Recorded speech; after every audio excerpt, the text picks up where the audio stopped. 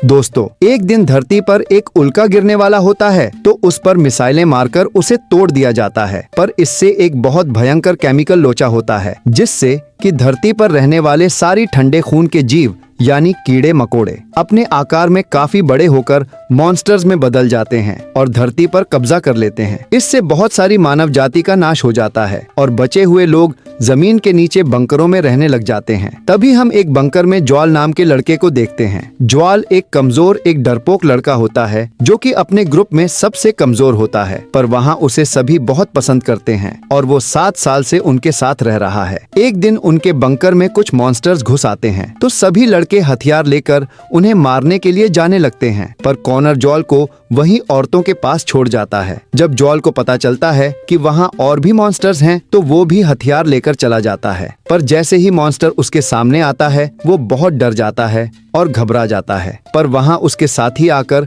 उस मॉन्स्टर को मारकर ज्वाल की जान बचा लेते हैं। फिर हमें पता चलता है कि जब धरती पर सब ठीक था तो ज्वाल की एक एमी नाम की गर्लफ्रेंड थी, पर जब धरती पर वो उल्का गिरा तो मॉन्स्टर्स की वजह से उन दोनों को अलग होना पड़ा। तो एक दिन रेडियो से दूसरे ग्रुप्स में बातें करते करते वो एमी का पता लगा लेता है। 7 सालों बाद वो अब जाकर एमी से बात कर रहा था। फिर वो अपने दोस्तों से पूछता है कि आखिर एमी की टुकड़ी उनसे कितनी दूर है, तो वो उसे बताते हैं कि वो वहाँ से 80 मील दूर है और वहाँ जाने में करीब 7 दिन का वक्त लगेगा। ज्वाल उनसे अकेले एमी से मिलने जाने की बात करता है तो सब लोग उसे बेवकूफ समझते हैं। वो उसे समझाते हैं कि इतना समय बाहर उन मॉन्स्टर्स के बीच रहना नामुमकिन है और ज्वाल को तो शिकार करना भी नहीं आता। पर ज्वाल का इरादा पक्का होता है। वो कुछ हथियार ले लेता है और उसकी टीम उसे एमी तक पहुंचने का नक्शा भी देती है। तो ज्वाल अपने प्यार की खातिर उस खतरनाक सफर पर निकल जाता है। चलते चलते वो एक घर के पास पहुंचता है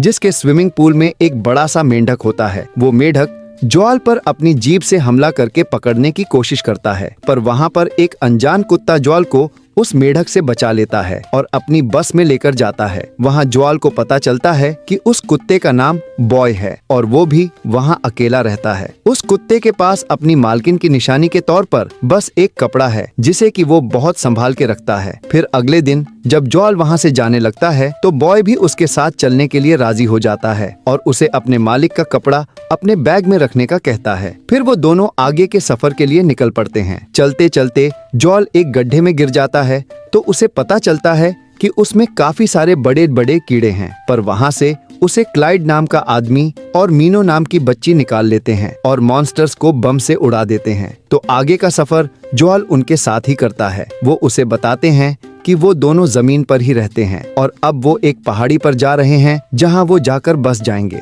वो ज्वाल को बताते हैं कि किन मॉन्स्टर्स से हमें खतरा है और किन से नहीं। उनके साथ कुछ दिन रहकर ज्वाल शिकार करना और मॉन्स्टर्स के बीच सरवाइव करने की स्किल्स भी सीख लेता है। फिर एक जगह जाकर उनके रास्ते अलग हो जाते हैं तो ज्वाल और बॉय फिर वहाँ से एमी की ओर चल पड़ते हैं। वहाँ से आगे जाकर एक जगह बॉय को खतरे का एहसास होता है तो वो एक वहाँ छुप जाता है। जब ज्वाल उसे वहाँ से बाहर आकर जल्दी वहाँ से निकलने का कह रहा होता है तो एक बड़ा से केंचुआ उन पर हमला कर देता है जिससे कि ज्वाल दूर जाकर गिरता है। केंचुआ बॉय को चारों तरफ से घेर लेता है और उसे मारने ही वाला होता है कि तभी ज्वाल तीरों से उस पर हमला कर देता है और केंचुआ मॉन्स्टर को मार देता है। वहाँ से आगे जाकर वो एक टूटी फूटी रोबोट से मिलते हैं जो कि अभी भी चल रही होती है। उसकी पावर से ज्वाल दोबारा रेडियो पर एमी से बात करता। ज्वाल एमी से अब बस कुछ ही दूरी पर होता है, पर एमी उसे बताती है कि वो अपनी जगह शिफ्ट करके समंदर के पार से जगह जाने वाले हैं। इससे आगे रोबोट की पावर कम पड़ने पर रेडियो बंद हो जाता है। फिर ज्वाल पहली बार उस रोबोट को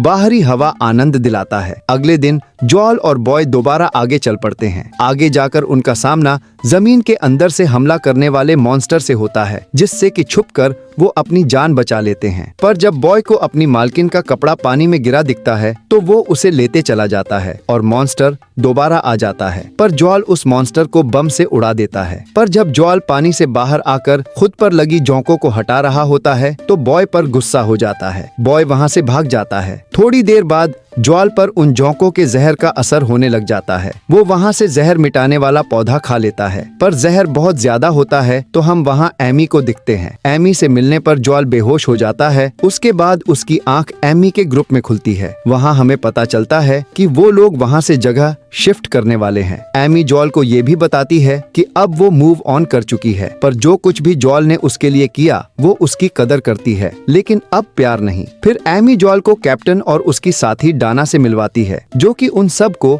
वहाँ से अच्छी जगह ले जाने वाले थे। जॉल को कैप्टन पर थोड़ा शक होता है। फिर वो रेडियो से अपनी टीम से बात करता है। वो उसे बताते हैं कि अब अक्सर मॉन्स्टर्स उन टनल में घुसने की कोशिश करते हैं। फिर जॉल का ध्यान उस खाने पर जाता है जो कैप्टन ने उसके लिए भेजा था। जॉल को पता होता है कि वो जामुन जहरीले हैं। ये बात जब वो एमी को बताने जाता है तो एमी और उसके सारे साथी नशे में होते हैं। तभी डाना पीछे से जॉल पर हमला कर देती है। कैप्टन उन सभी लोगों को बंदी बना लेता है, तो हमें पता चलता है कि वो एक खाना चोर है। वो उन सब पर एक केकड़ा मॉन्स्टर छोड़ देता है। एमी जॉल को खोलकर उसे मॉन्स्टर को रोकने भेजती है और खुद डाना से भिड़ने जाती है। जॉल उस मॉन्स्टर को अच्छी टक्कर देता है, पर जब कैप्टन उस केकड़े को और करंट के झटके देता है तो वो और भी खूंखार हो जाता है। डाना उधर एमी को बेहोश कर देती है तो वहाँ बॉय की एंट्री होती है। जॉल बॉय को एमी को जगाने भेजता है। एमी के जागते ही जॉल उसे डाना की गन फेंकने का कहता है। एमी किसी तरह डाना से गन छीनकर